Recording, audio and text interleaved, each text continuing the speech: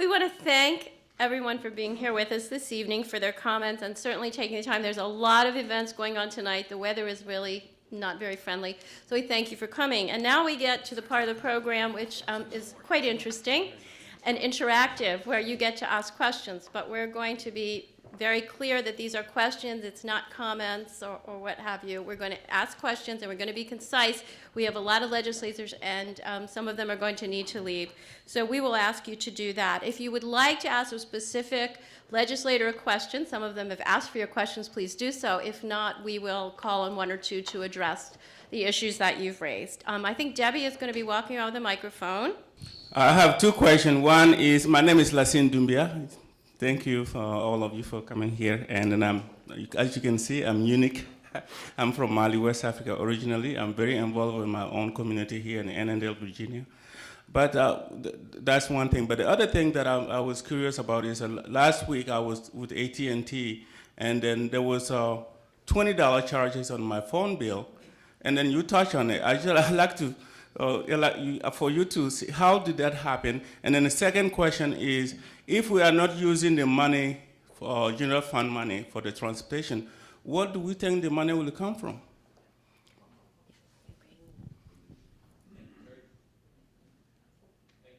Thank you very much for asking that very, very good question. You had no idea no idea that was coming.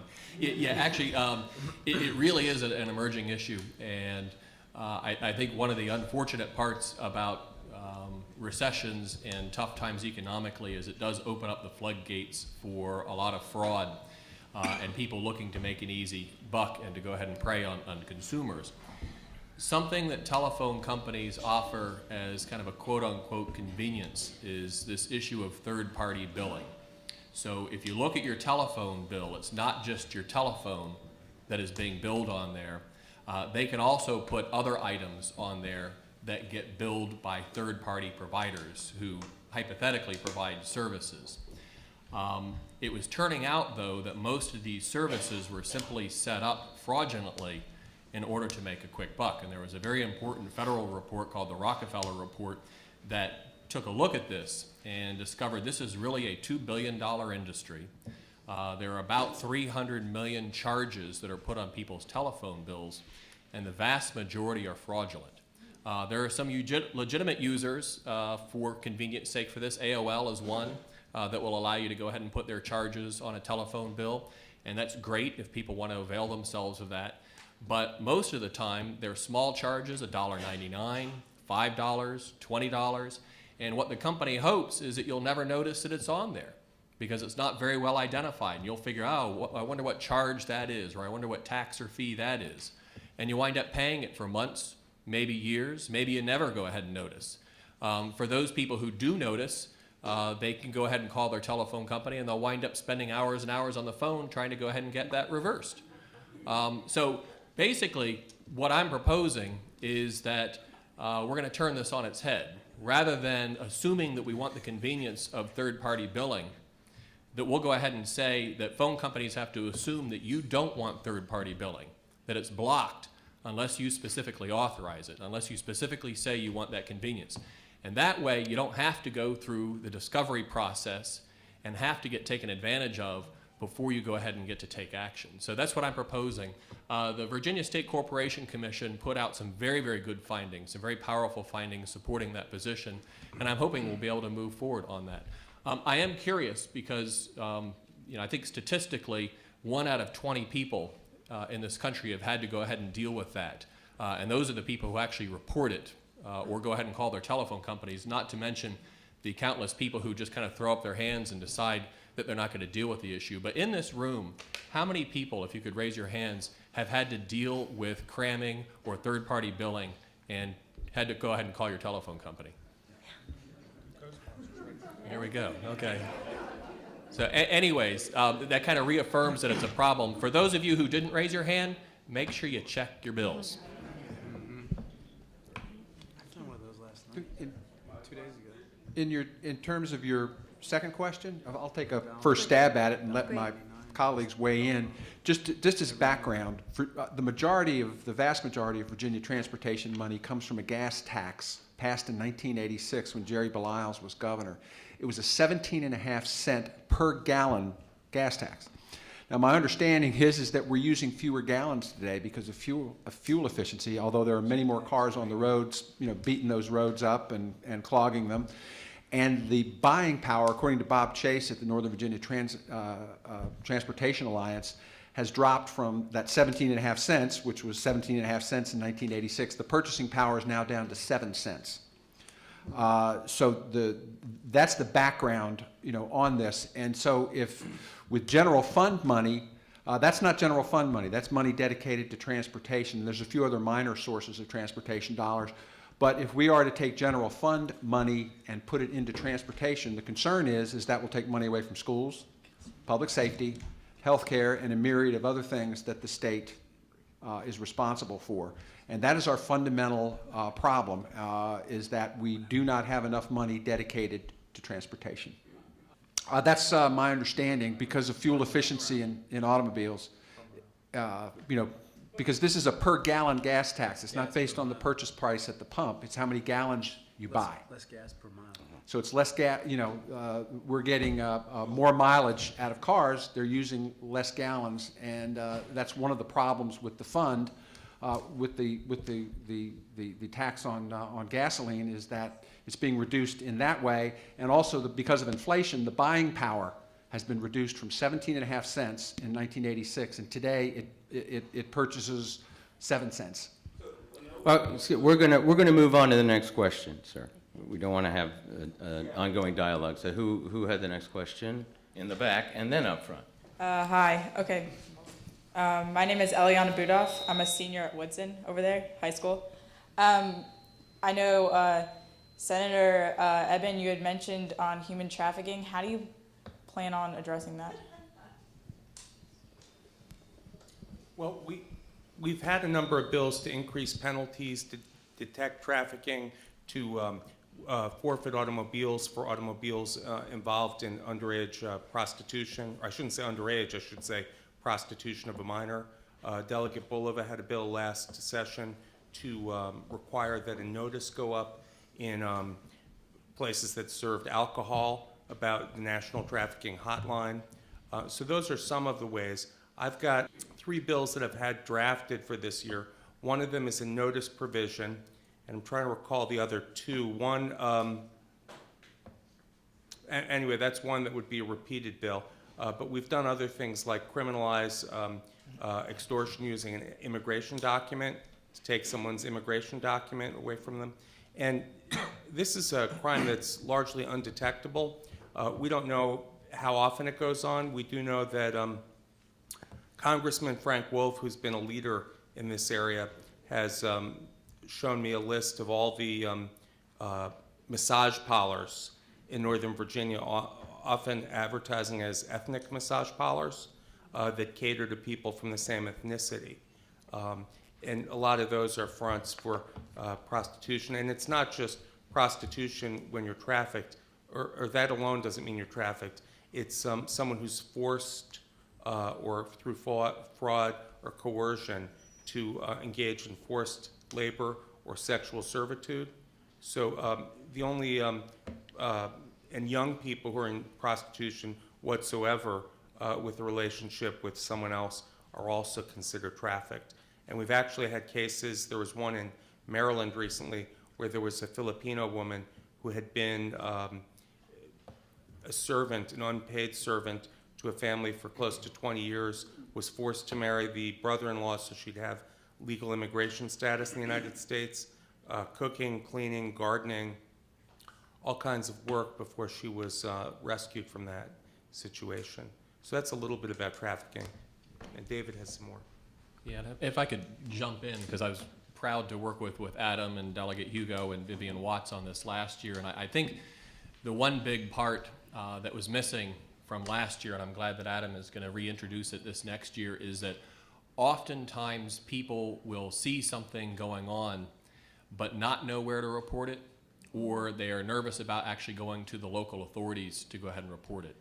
And that's a shame, because we do have a national hotline that you can anonymously report these kind of activities so that somebody can go ahead and follow up. And And most people don't think about Virginia as being a problem area for human trafficking. Well, we are. And in fact, when you look at the statistics, Virginia is the 10th worst state in the nation with regard to human trafficking. And it's because we have a high immigrant population. We've got the Port of Hampton roads. We've got international terminals at Dulles, and it's a prime area for that kind of stuff to happen. And so it's that notification, providing somebody with a way to report suspected activity, that is the missing link in all this. What I didn't know going in, and what I think we are prepared for now, is that the adult clubs in Virginia have an association, and they have a lobbyist, believe it or not. And they were able to go ahead and kill the bill last year. But I think we'll be ready for them this term, and we'll be able to go ahead and get that through. Thank you. Thank you. Question, up front and then back. Where's Harris? Where is he? Good evening to our honored guest.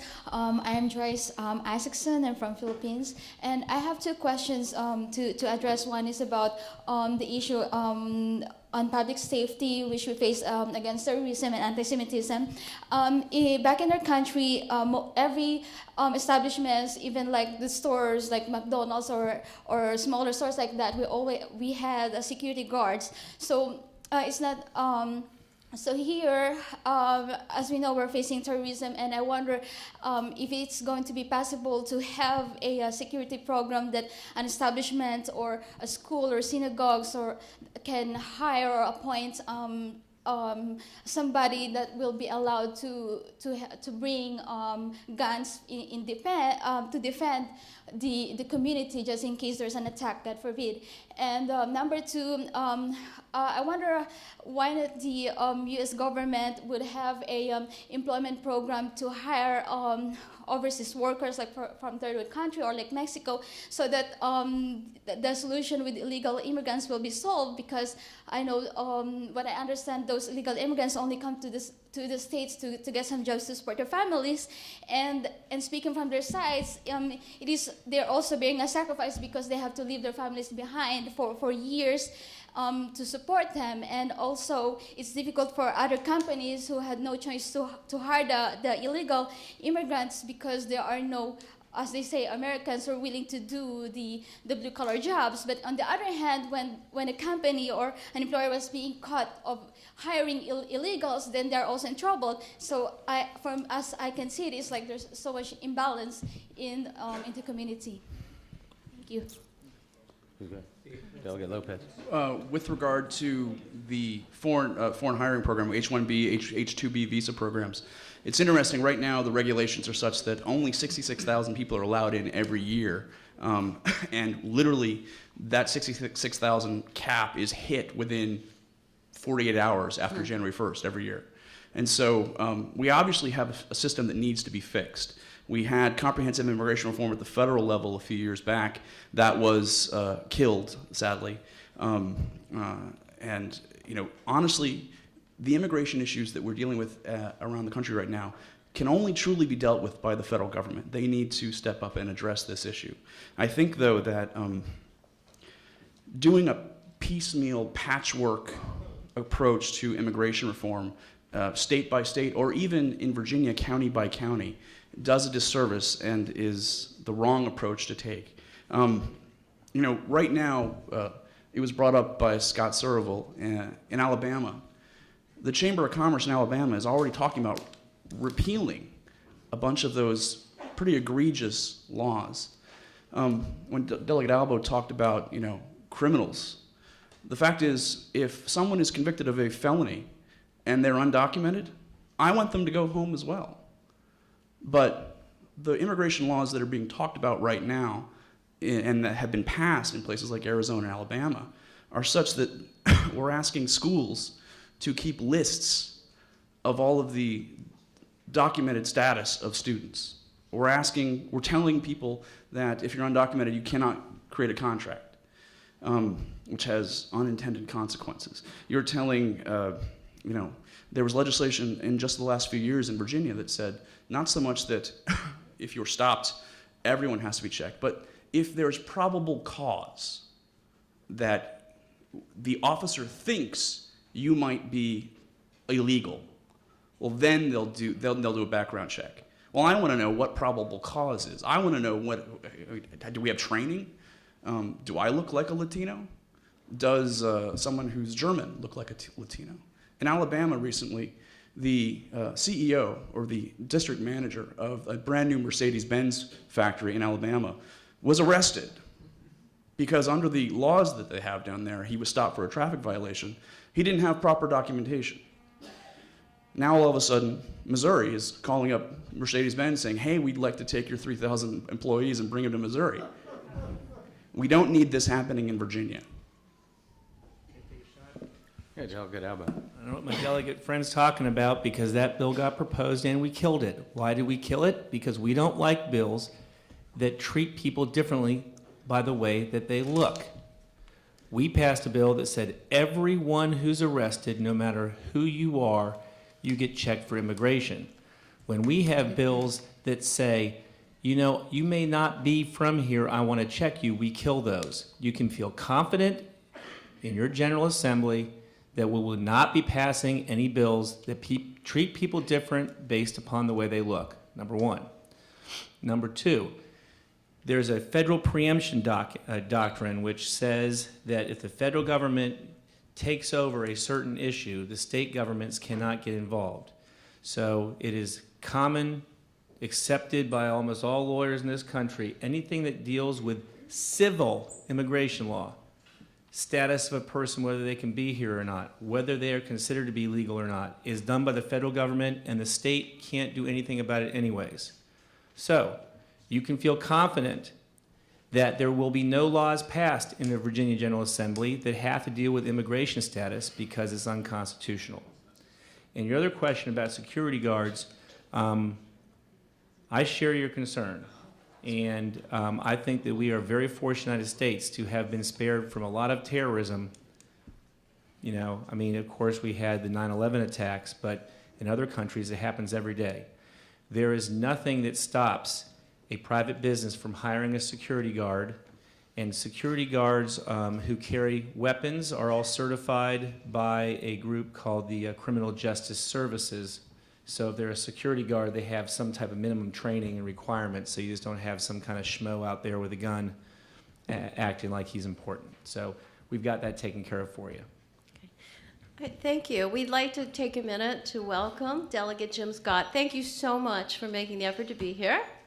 And say a few words about your district, if you've been redistricted, so that people know who you are, and also a little bit about our platform and what you're looking at as priorities in this legislative session. Great. Well, thank you very much. I apologize very much for being late. I look forward to these discussions every year, and I know it's going to be a very interesting year, and I wish that we had more resources to devote to the problems that we're going to have this year. I've seen your platform. I agree with your platform. I don't think there's anything in there that I would disagree with in any significant way. And as I say, I always look forward to these opportunities to talk with you. I hope you'll be asking questions at the end. One of the things that I'm not sure has reached the level of general concern is the problem that Virginia is going to face this year with our retirement system. We've made the mistake of taking some significant amounts of money out of the system with the notion that we would eventually be able to pay it back. But we're going to have a real difficult time this year. I was just in Tampa last week at the National Conference of State Legislatures annual forum, and one of the reasons I went there was to try to see if I could find some answers to the problem of public retirement systems.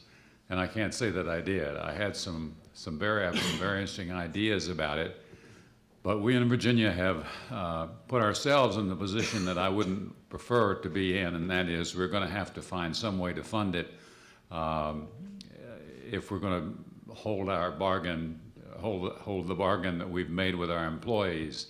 And it is going to be a real tough year for that. Now, on many of the issues that you all care deeply about, I agree with, and I don't think I saw one on the platform that I would disagree with it at all strongly. So I say once again that I look forward to hearing your questions, and I do look forward to being with you again tonight. Thank you. And thank you for all your past support. We've worked with you many legislative sessions in the past, and we always appreciate that. And on to questions, back to questions. Yeah, there we go. I just wanted to ask Delegate Albo, since you do have the majority in the House, what the top 5 legislative priorities are for the Republicans this year in the House. Well, I can't speak for my entire Republican Party. I'm sure that one of the number one thing is to balance the budget without raising your taxes. And this can be shared by everybody on this dais. Last year, we passed a budget with 100% of the vote in the House and 100% of the vote in the Senate, which meant every single Republican and every single Democrat and the one independent all agreed on it. We don't have a dysfunctional government in Virginia like you have in DC, where no one wants to compromise and no one gets along. So I think we do a pretty good job here. But our number one goal will be to try to get us through this recession without raising taxes. What else did Bob McDonnell run on besides everything? Yeah, because the jobs will consume most of it. I understand that people talked about this earlier, but I know that from my standpoint, the transportation is a big problem. Math is math. The one thing I've always said is 2 + 2 always equals 4, right? You can't spin your way out of a math problem.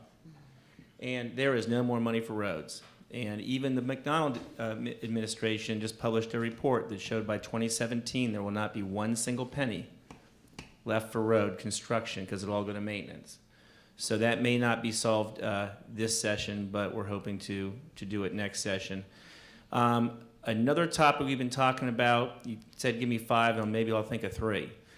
We have a facility that houses sexually violent predators. These are people who have been convicted of sexually violent acts, usually against children. If they were sentenced prior to 1994, before the elimination of parole, they've received what I consider to be fairly lenient sentences, and they're about to be released. What the program does is it tests these people, and I won't explain to you how they test them, but just think about it, to see whether or not they are attracted to little kids in a sexual way, and if after this battery of tests, the person is determined to be an incurable sex offender, they are given a hearing where they can bring their own expert and their own attorney. And if at the hearing they are determined to be incurable, when they are released, they are picked up from the prison and they are put into a secure mental health facility that happens to have tall walls and barbed wire around it. Reason I bring that up is it has ended up being tremendously more expensive than we thought. Fortunately or unfortunately, we're finding that there are a lot more people who have this problem than we thought there were. And so it costs about $45,000 to keep somebody a year to keep somebody in max security. It costs $120,000 to keep them in this facility.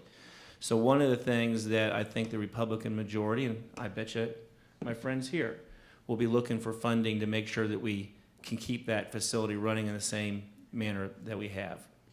I want to speak about a very narrow and small area of the economy.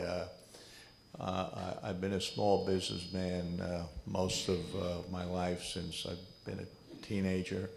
And when I say small business, I'm talking about self-employed people that run a business with 1 to 20 employees. And with the economy being considered by many to be the worst since the Great Depression, with high unemployment, there's a lot of emphasis being put on job creation. And you don't hear much about this class of individuals that want to start a business. There are many people unemployed that can't get a job, and the obvious option to someone like myself would be you start your own business some way and manufacture a job. My question to this distinguished panel is Virginia has a reputation of being very business friendly as a state. I was wondering what, if any, cutting edge programs are you folks leading the nation in to help our nation recover and become a powerhouse economically? Delegate Lopez, you want to? There are a couple things that I was going to be working on, or hopefully be working on this session with my colleagues. Not the least of which is micro enterprise incentives. Right now, I don't think we do enough in Virginia to actually incentivize these small businesses, the creation of these small businesses. And specifically, I'd like to put forward something along the lines of an investor tax credit. The idea that if you invest, not a large amount of money, but like $30,000 into a micro enterprise business, you can get a 25% tax credit for something like that. We need to do as many things as possible that mirror what's happening innovatively around the country and at the federal level to create these jobs, to enable small businesses to grow, develop, and be nurtured. There's also something that's been passed in several neighboring states, actually. It's something called the Self-Employment Assistance Act. It's basically, if someone is unemployed, instead of actually getting an unemployment monthly check, you would get a small business allowance. It's a voluntary program that would, the states just have to sign up for, that would help people who are in the process of starting a small business and are unemployed to create that business, so they have some semblance of a safety net in the months that they're trying to get a small business up and running. Lastly, I think we should be doing a lot more to help the Virginia Small Business Financing Authority and the Department of Business Assistance, which are sort of like the SBAs at the state level, to provide credit, to provide financial incentives for small businesses to grow and develop. I think there's a lot of money that we leave on the table, and I think if we're more aggressive in these areas with business development, just like you said, and with your experience, I think we can be even more effective than we are today. Yeah, and I think what Alfonso was saying is right on the money, and I think what we'd add to that is two things. Number one, building on one-stop shopping for small businesses. And it's amazing to me, Virginia is a very, very business-friendly state, and yet sometimes the regulations that you have to go through if you are just out there starting your business for the first time can be absolutely mind-boggling. And so not only taking that from the state and the regional level, but figuring out ways of ensuring that when you're applying for business licenses or dealing with your local government, that there's a one-stop shop for you to be able to go ahead and get all your business done. The other thing is a lot of our tax structure is not very friendly towards startup businesses, and one of them is the B-POL tax, the Business Professional Occupational License tax, which is a tax on gross receipts. It has nothing to do with whether you're profitable or not. Unfortunately, it's one of these taxes that local governments rely on very heavily, and if you were to simply take it away, you'd wind up just simply foisting that on the real property tax, which wouldn't be a good way of doing that as well. Last year, the General Assembly did pass legislation to authorize localities to, instead of doing gross receipts, and I forget whether this is for just a certain amount of time or whether it's for perpetuity, but to shift that to something based on net income. So rather than taxing your gross receipts, regardless of whether you're making a profit or not, actually allowing localities to go ahead and tax the part that is your net income, your actual profit. Again, it's important that we make this revenue neutral, so the people who are doing very, very well, would be taxed a little bit higher rate. Those people who are starting up, give them an opportunity to get on their feet and to actually start making money so that they don't wind up in a situation where they're potentially going bankrupt because they can't afford those taxes. So I think we made some baby steps last year, and I know I've been working with the Chamber of Commerce to figure out how we can take that one step further while also not putting our local governments in a bad position. Before we take the last few questions, I know that there's interest always in our group for what Delegate Hope started to speak about, and wanted to give you the opportunity to expand your remarks on the Affordable Care Act. Well, I'll leave it to the exchange, because that seems to be what is coming forth. And I have filed a bill to take the recommendations of the Virginia Health Reform Initiative to give the department the opportunity to start implementing that. And it's some basic questions to make it very consumer friendly. Where are we going to house the exchange? And we voted in favor of putting it in a quasi type government. agency, not put it in the state corporation commission. We wanted to make, because the exchange is about consumers. It's about creating some sort of portal where people can go and look at their different options and make their decisions based on what's best for their families and what's best for their businesses. And so, so hopefully we can get those questions. I know that because it's attached to the Affordable Care Act, there's some political ramifications for it. I hope that we can put that aside, because the idea of an exchange, the idea of creating a pool where individuals can go into a pool, you have sick people and healthy people, you spread the risk around and you lower the premiums for everyone. I mean, back on the small business question, I mean, you're probably one of your biggest costs is the premiums keep going up, double digits every single year for the last decade. This is something that can slow that growth and even reduce it. And so it's a good idea, regardless of what you think about the Affordable Care Act. And so hopefully we'll be able to take that legislation up. And if people are concerned and wanting to wait and see what the Supreme Court can do, you can put a clause on there that say it's subject to the constitutionality of the Affordable Care Act and the provision. But even if in my view, would be the worst case scenario where the Supreme Court would say the entire law is invalid and unconstitutional, I think you would do the exchange anyway, because again, you're creating an opportunity for businesses to lower their costs and individuals to go into the market. So I think it's a good plan, and I hope that we're able to put politics aside and go ahead and implement it this year. So I'm hopeful in carrying the bill. I hope others will join me and see that as well. Thank you. We've got time for one or two more questions. My name is Edgar Aranda. I am the chair of the Virginia Coalition of Latin Organizations. Thank you for organizing this event. It's great. So first of all, I would like to correct to the young lady who made a question, remarks talking about illegals. It has become so easy to say illegal. That's offensive. It should be undocumented. And thank you, Delegate Alfonso, for correcting that term, because that makes a huge difference. My question, as a chair of the VACOLA, we have been organizing summits last year, this year, gathering over hundreds, 200 people coming together to discuss this issue, what is affecting to the immigrant community in Virginia. What is happening in Arizona last year, what is happening this year in Alabama, in Georgia, is very, very bad if that happened in Virginia. So that's my question is, sometimes people are saying, well, you have to be more defensive, but I am saying we have to be more proactive. So my question is proactive. We want to support the dreamers, people who came here, they were brought here for their parents. They don't have any decision when they come here. They are not illegals. They are undocumented, maybe, but they are, after all, they are human beings.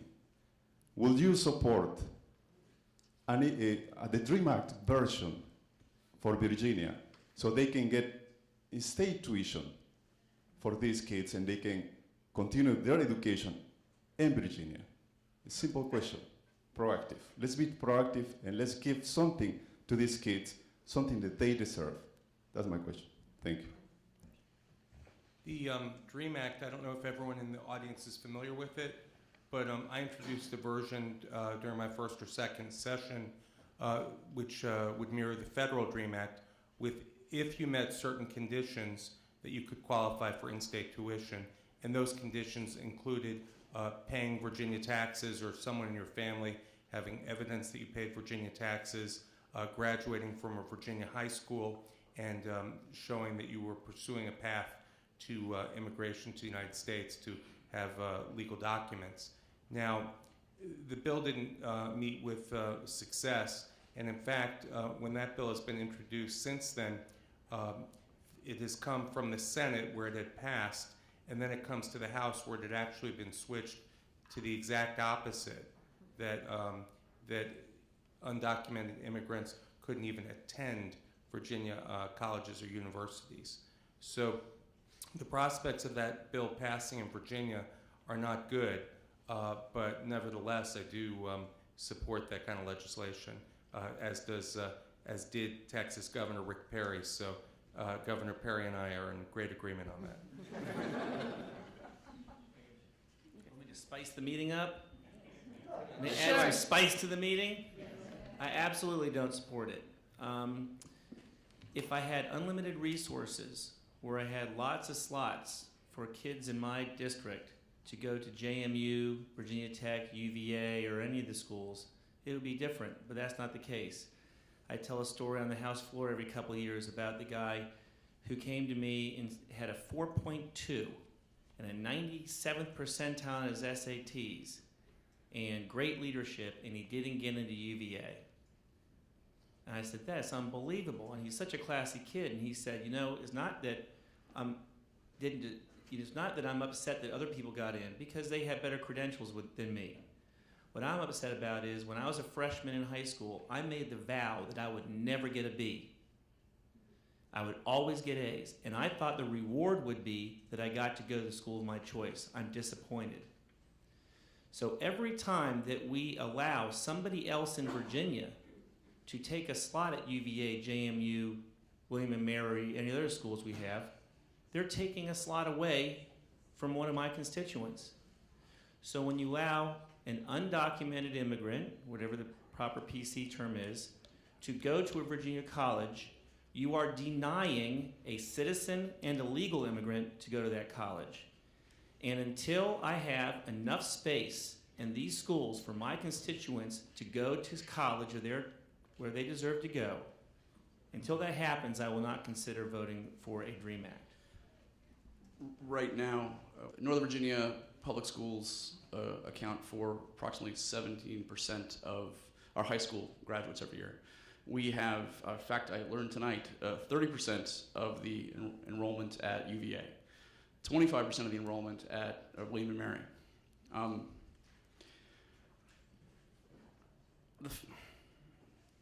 This issue affects my family, and it affects relatives and friends. And this organization tonight, you actively advocate on behalf of being a welcoming society, being an understanding society. If you were living in abject poverty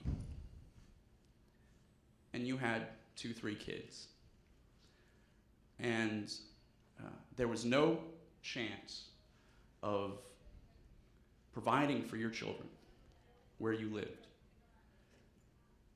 and you had to cross the border and become an undocumented individual in the United States, but could provide for your family. Well, let me just tell you, if that was me, I would do it.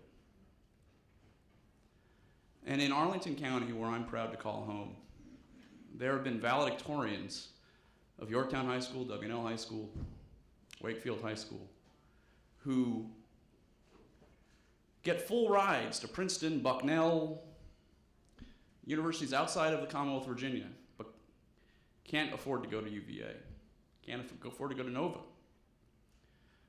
And so I've met on far too many occasions children who came to this country when they were 2 months old, 2 years old, didn't come here thinking that, they were undocumented. In fact, they only found out they're undocumented when they applied to college. And so, I understand the perspective that there's not enough space, or that, illegal is illegal, and what part of that don't you understand? These policies have moral implications. So I'd hope you take that into account, because if there's ever been an organization in Northern Virginia that does what's right, I believe on a regular basis, it's the JCRC. And so, I'm proud of, I'm looking forward to this debate, and I agree with my fellow members here that it's not likely to pass this year, but I'm going to introduce it, and hopefully one day it will pass.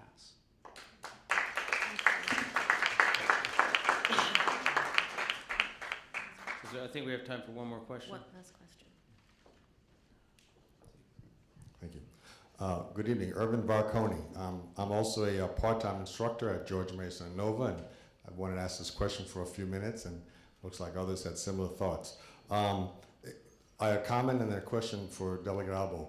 When students are denied at the schools that I teach, they're denied because not so much that there's not enough room for them, but that the schools do not have sufficient funds to be able to expand in the manner they would like to hire enough faculty. So somebody has to be turned away. They would all certainly love to admit more. And why is this funding issue there? Well, I'd like to relate it back to the question I had, which was the funding that you mentioned, increased funding for incarceration in Virginia. You now suggested we should spend more as we build more jails, not all of which are fully used. Why is there inverse ratio to the limited funding or decreasing funding we have for universities in Virginia, so that now a student at Nova who in the past may have paid 30% of their tuition now has to pay 70%, effectively making it difficult for many of them to go. So why can't we ask the taxpayers, would you in fact, if you're spending more on prisons and jails, would you like to spend more on universities? See what they say. Thank you. You bring up a great question, and all of us up here are thinking you understand our life. And our life is taking limited resources and deciding what to do with it. I, for one, believe that the first order of business for government is to keep people safe. And I will never leave the General Assembly thinking that some freak child rapist got out of prison. We found in a study when I was in the Crime Commission that child molesters molest 22 kids before they ever get caught. The reason is because the kids don't know what's happening to them is bad, and also that the perpetrator kind of tells them not to tell anybody. So it's a really tough call when people say, I'd rather spend more money on prisons than X. I understand the debate. That's not what I believe. I believe that we need to keep the bad guys in prison first. The second thing is, you're absolutely right. The reason we don't have enough slots is because during this recession especially, the higher education has taken it on the chin. Education, K through 12 plus higher education, is 50% of our entire budget. Medicaid's about 25. The other welfare, Medicaid plus other welfare, is about a third. And every single thing else the government does comes out of the remaining, what is that? I'm a lawyer, not a mathematician. Was it 15? No, come on. It's a small amount. 17%. Yeah. 83 minus 100 is 7. What do you got? 17? 17%?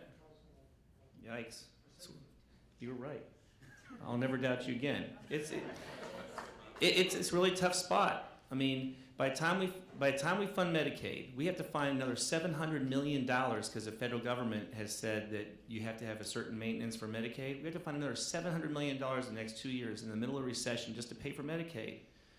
And then what they call K through 12 re-benchmarking, where every year we look to see how many kids are in each school, what the cost of the basic education is. I think that's 200. Did you guys hear? Is it 200, 250 or something? 300 million just to fund K through 12 re-benchmarking. So I understand where you're coming from. You are absolutely right. The reason there's not enough spots in college and universities is because we're not spending enough money on them. But everything's a trade-off. The other option is to raise taxes, and I've never heard of a single person in my 18 years of the House of Delegates knocking on doors saying, would you please raise my taxes so we can create more slots in higher education? That's because Dave Alba doesn't live in Arlington. That's right. You touch on something that's very important both for the current status in Virginia and the long-range status. Jim Scott and I are both on Appropriations Committee, and there is an instinct there to say, well, the colleges and universities, the public colleges and universities can always fall back on raising tuition. The result of that has been a steady decrease over the past 10 years, not just during the recession, but over the past 10 to 15 years of state general support for higher education. Right now, we continue to have what I regard as the best system of public colleges and universities in the nation. The breadth and depth of what we offer is incomparable in any other state. It's very important for our future growth, for our quality of life, and for our economy. And unless we step up to the plate and recognize that responsibility, what I'm afraid of is that we're going to have a deterioration in the quality, a deterioration in the quality of the faculty and the course offerings, and a deterioration in our economic advantage that we have from having strong research capability here in the Commonwealth. That's the way we're going to grow jobs. That's the way we're going to have an expanding economy. Well, we want to thank everybody. We're going to have to stop the questions at this point. Wait. There is a VIP that we must call upon to give us a few closing remarks, and that is the Executive Director of the Jewish Community Relations Council, Ron Halber.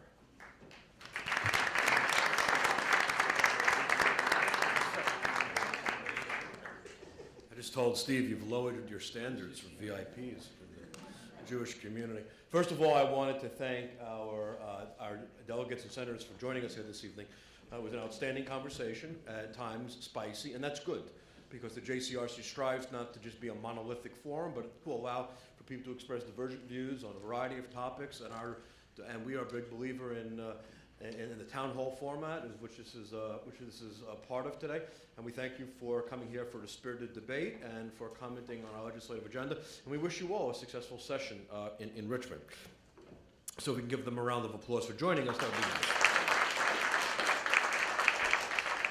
I would also like to go ahead and thank our Northern Virginia Commission co-chair, Stephen David Stone, and Michelle Kuckyheimer Blitz for their outstanding job leading tonight. And not only that, but for, these are two people who do an outstanding amount of work throughout the entire year, folks. And they don't get paid a lot for it. As a matter of fact, they get paid zero.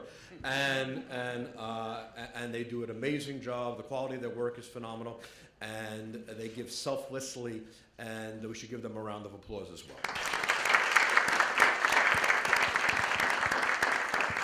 And of course, I can also see some Judy Flippin-Anderson from the JCRC board, and the Chapmans, and the Sokorobes, and the Crackovers, and I saw Steve Gell, our past president, was here, Mel Chaskin, and any other friends from our lay leadership that I'm missing. I'm sorry if I didn't mention you. The mission of the JCRC and our organization, despite the economic times that we're in, we have actually continued to be strong. In the last year, we were actually able to add 2 positions. One is, and I think by listening to the responsibility of those positions, you'll get a sense of the strategic direction of the JCRC. One was a person who is totally focused on interfaith, intergroup relations, and pursuing social justice. And the second one is Donnie Kirsch, who does a phenomenal job reaching out into the public school system. Donnie, please stand up. To deal with to making sure that our public schools, and private schools, by the way, for that matter, are inclusive places that promote the values that we can all be proud of. And these services, of course, as our interfaith partners are here, are not just out to better the interest of Jewish students, but out to better the interest of all students in our community. I wanted to welcome you to join us on February 1st on Advocacy Day, where we swarm down to Richmond and we take over the place, and we get to see you, and it's always a pleasure to hear what our legislators say here and to hear them when we're in Richmond. I want to thank our coalition partners from the other agencies and from the interfaith groups, and I want to recognize also from the JCCNV, Carla Rosenthal, Laura Adler, and Mark Jacobs, Abby Sternberg, and Media Masters for the excellent support, along with Ken Wilson.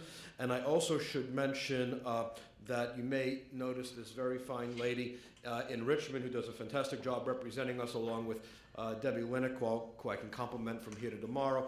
Amy Perron-Seibert does a great job representing us. And of course, everybody knows Debbie Linnick, who is our one-of-a-kind face for the Jewish community here in Washington. This being a bad economy, and this being the end of a JCRC meeting and a community meeting, I have to make a pitch, okay? And I'm going to do it. So the Federation this year is trying something new. Okay, we're not doing Super Sunday, and we're not really doing a Super Week, but we're doing something called Community Connections Week. And the idea is to show that our federation, of which the JCRC, by the way, supports, gets 60% of its money from, and of which institutions like the JCCNV could not operate unless they got those contributions, is more than just about philanthropy. The Federation is an organization that truly builds connections and tries to keep us together as a community. And it does so by supporting the agencies that allow us to do the programs to bring us together and the services that we all cling to.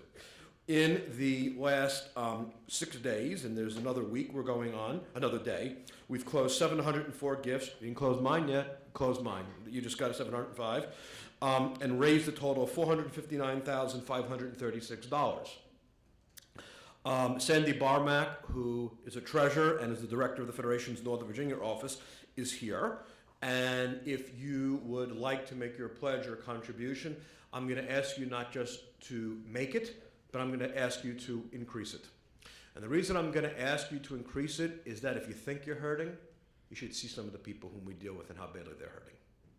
We've got some people out there who are really hurting in our community. I mean, really, really hurting. People who were donors to our agencies for years who have now become clients and are now receiving the services that they themselves once supported for many years, okay?